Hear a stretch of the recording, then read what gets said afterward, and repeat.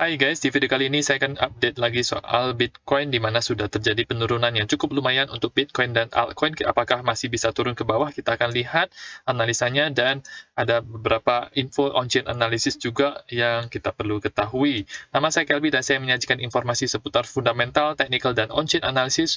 Tonton video ini sampai akhir agar informasi yang lengkap dan bermanfaat. Klik like dan subscribe untuk mendukung channel saya.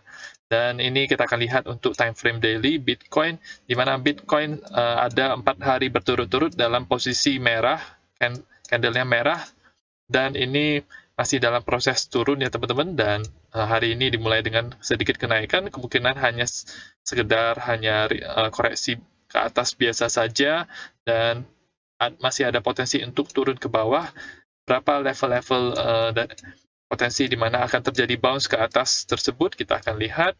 Kalau secara pola kita lihat kalau ini dia baru hari kemarin dia breakdown daripada pola rising wedge-nya ini, jadi sangat jelas sekali ada garis support yang di sini dia breakdown ke bawah. Oke, kita lihat ke time frame 4 jamnya. Di time frame 4 jamnya ini ya jelas sekali sudah retest ke atas, dan kemudian ini dia candle 4 jam yang terakhir ini dalam posisi hijau. Mungkin karena sudah terjadi penurunan yang cukup lumayan, jadi dia naik dulu sebentar, bisa retest sampai ke daerah ini ke 23.634. Kalau misalnya dia ke atas, lebih dari atas itu, maka dia mungkin bisa retest di daerah 23.900-an. Oke, kalau misalnya dia hanya sideways di daerah-daerah ini saja selama beberapa jam ke depan, maka itu bisa menjadi semacam pola yang melanjutkan pola tren sebelumnya, yaitu tren menurun ini. Oke, kalau kita lihat untuk indikatornya, di indikatornya ada sedikit bullish divergence di sini. Ketika harga turun, itu RSI-nya itu meningkat di daerah sini. Jadi RSI-nya meningkat di situ, jadi wajar-wajar saja kalau misalnya dia bisa ada sedikit naik dulu. Dan dari market cipher juga ini ada bullish divergence yang terjadi ketika harga turun dari sini ke sini, dia membentuk blue wave yang lebih tinggi daripada sebelumnya. Jadi semacam ada buying pressure yang lebih kuat dibandingkan dengan ketika dia berada di sini.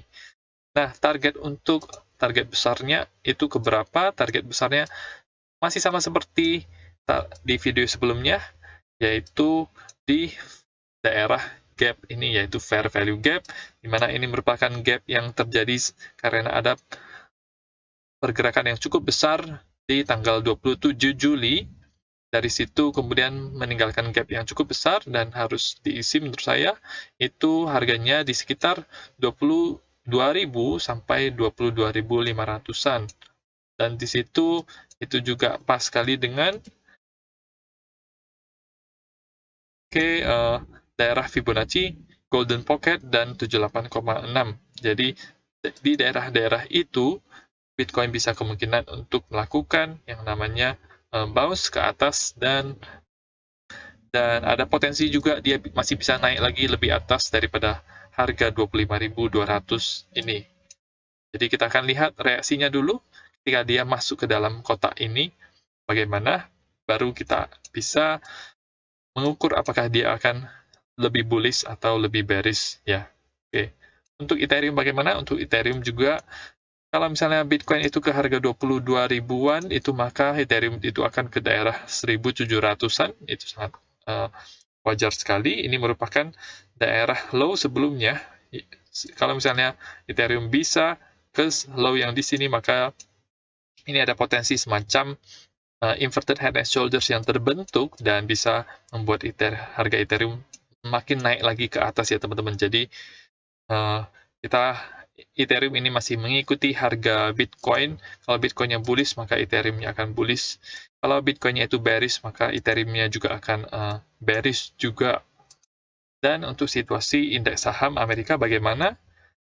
Ini sempat naik ke atas daripada level yang cukup penting ini, yaitu 61,8, dan sekarang itu berada di bawah daripada level ini.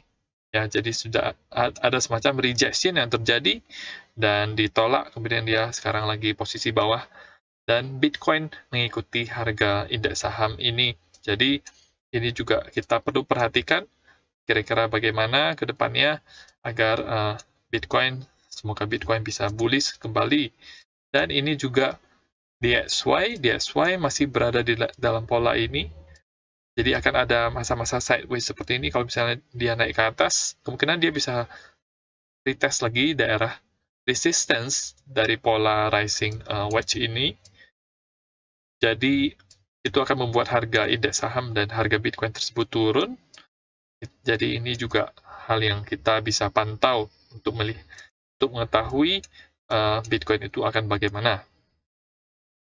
Nah, ada sedikit informasi mengenai dari optimism di mana ada perpindahan koin optimism yang cukup banyak di blockchain-nya, di mana orang-orang takut kalau ini adalah hacker itu mengambil koin-koin optimism itu dan kemudian akan menjualnya dan akan mendamnya di market seperti di Uniswap atau di DEX lainnya. Nah, dari tim optimism sendiri mereka sudah mengklarifikasi bahwa ini kita melihat adanya suatu kebingungan mengenai transfer-transfer koin OP yang baru-baru ini saja dilakukan, yang keluar dari wallet-wallet multisig. Ini sesuai ekspektasi kita akan mengeksekusi berbagai transfer ke wallet custody Coinbase. Oke. Yang dimiliki oleh berbagai investor di Optimism Labs PBC. Nah, untuk menghindari kebingungan ini, kita akan mengannounce dulu kalau misalnya kita akan mengirimkan jumlah koin Optimism dalam jumlah yang banyak untuk hindari kebingungan ini. Ya, jadi biar tidak menyebar FUD juga kepada orang-orang. Dan sedikit klarifikasi lebih jauh lagi, ini bukan merupakan token unlock atau perubahan di circulating supply-nya.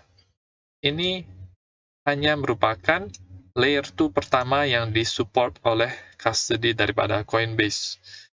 Minta maaf kalau tidak berkomunikasi mengenai transfer ini sebelumnya. Jadi tidak ada masalah soal daripada coin optimism-nya sendiri bukan dihack, berarti dia hanya ingin mengirimkan ke custody wallet di Coinbase, dan ini menurut saya ya biasa-biasa saja. Entah apakah ini merupakan chance di mana dia akan melisting coin optimism ini, kita akan lihat dulu untuk di CoinGecko apakah sudah ada di Coinbase. Kita akan lihat optimism masih menjadi trending research di CoinGecko. Optimism, kalau kita cek di bagian bawah, maka akan muncul daftar-daftar exchange yang melisting koin ini. Kalau kita lihat, beberapa exchange besar, Binance, kemudian ada Huobi juga, KuCoin itu memiliki koin ini, OKX juga memiliki koin ini. Saya belum melihat, ada di Coinbase, berarti sudah ada, berarti bukan mau listing, berarti karena dia sudah melisting koin optimism ini. Jadi mungkin ke investor-investor yang dulunya berinvestasi di optimism ini. Dan ada sedikit informasi mengenai dunia metaverse, di mana acara TV Gordon Ramsay Hell's Kitchen itu masuk ke metaverse-nya Sandbox Game. Kita akan dengarkan bersama-sama. Right, where's that sandbox? Down there. Sandbox. No. Sandbox? No, come on, guys. No. No. There's the sandbox.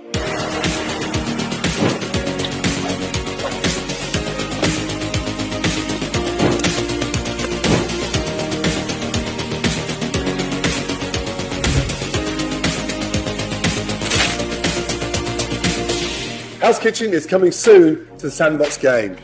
Right, red team, blue team, let's go. Ya, jadi ini Hell's Right, Kitchen where's daripada that? Gordon Ramsay itu akan ke sandbox, jadi ini merupakan salah satu adopsi yang bisa dilakukan oleh orang-orang dari hal-hal yang bukan tidak related di blockchain, tetapi bisa dimasukkan ke metaverse karena metaverse ini sangat fleksibel sekali. Apapun bisa dikerjakan di dalam metaverse, bisa kerja, bisa main, bisa melakukan kuis, bisa main games, permainan ini dan itu. Jadi ini menurut saya semakin menambahkan nilai kepada dunia metaverse sendiri dan koin-koin metaverse. Dan menurut saya koin metaverse akan menjadi narasi yang sangat kuat untuk di bull market selanjutnya, dan saya pribadi sendiri juga mengincar koin-koin metaverse untuk membelinya, mengholdnya, dan ketika bull market nanti saya bisa menjualnya karena potensi daripada koin-koin metaverse tersebut itu sangat besar menurut saya. PAM yang kemarin di tahun 2021 itu baru merupakan pemanasannya saja, tapi ini akan menjadi hal yang gede ke depannya. Jadi kita akan saksikan saja bagaimana di bull market selanjutnya. Dan ini adalah on-chain analysis untuk Bitcoin, di mana dari dia sendiri untuk ini, apa yang dia katakan adalah dari Bitcoinnya sendiri, ini ada potensi aktivitas over the counter, jadi ada semacam penjualan atau pembelian Bitcoin dalam jumlah yang besar dilakukan. Jadi ini dilakukan di luar checks. Biasanya mereka bisa ketemu langsung, kemudian terjadilah transaksi tersebut. Itulah over the counter. Dan ini adalah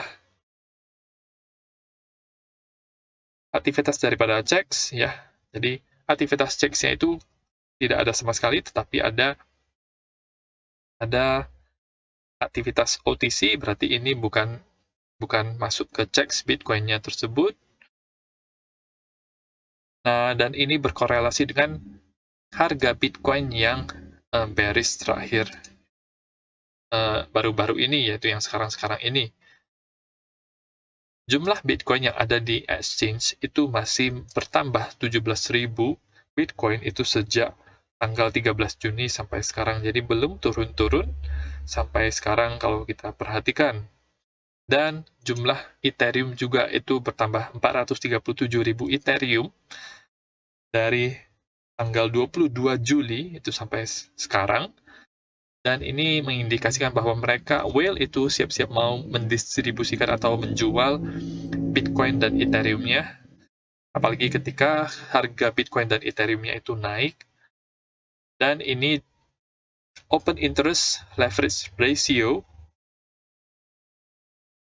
dan bahkan funding rate itu dia naik cukup lumayan. Jadi 3 indikator ini itu naik lumayan, itu mengindikasikan bahwa orang-orang sedang banyak yang ngelong. Jadi open interest leverage ratio mereka leverage-nya itu yang mereka gunakan cenderung tinggi, sehingga ini menambahkan pada indikator ini, sehingga ini menjadi makanan buat para whale bisa melikuidasi agar bisa mendapatkan untung daripada trader retail seperti kita ini, ya. Kalau kita lihat di sini di Binance, mostly 67% itu sedang dalam kondisi long. Jadi ketika harga naik itu sampai ke harga 24.000, 25.000-an itu orang-orang mulai bullish kembali, orang-orang mulai banyak yang ngelong lagi dengan leverage yang tinggi, itu memunculkan situasi seperti ini. Dan ini seperti yang tadi saya bilang, bisa menjadi makanan buat para whale, ya teman-teman. Dan ada juga transaksi stablecoin yang masuk ke dalam Binance, itu apakah untuk membeli koin seperti Bitcoin atau altcoin. Ternyata ini hanya perpindahan dari cold wallet satu ke cold wallet yang lainnya, ya. Jadi hanya perpindahan cold wallet, jadi bukan untuk membeli Bitcoin atau altcoin. Jadi dari on-chain analysis kemarin tanggal 17 itu ya belum terlalu bullish amat, masih secara garis besar masih bearish, ya. Kalau kita melihat situasi-situasi seperti ini. Nah, itu saja untuk informasi pada hari ini. Semoga informasi yang bermanfaat. Teman-teman bisa dukung channel saya dengan mengklik like dan subscribe, dan nantikan video saya selanjutnya.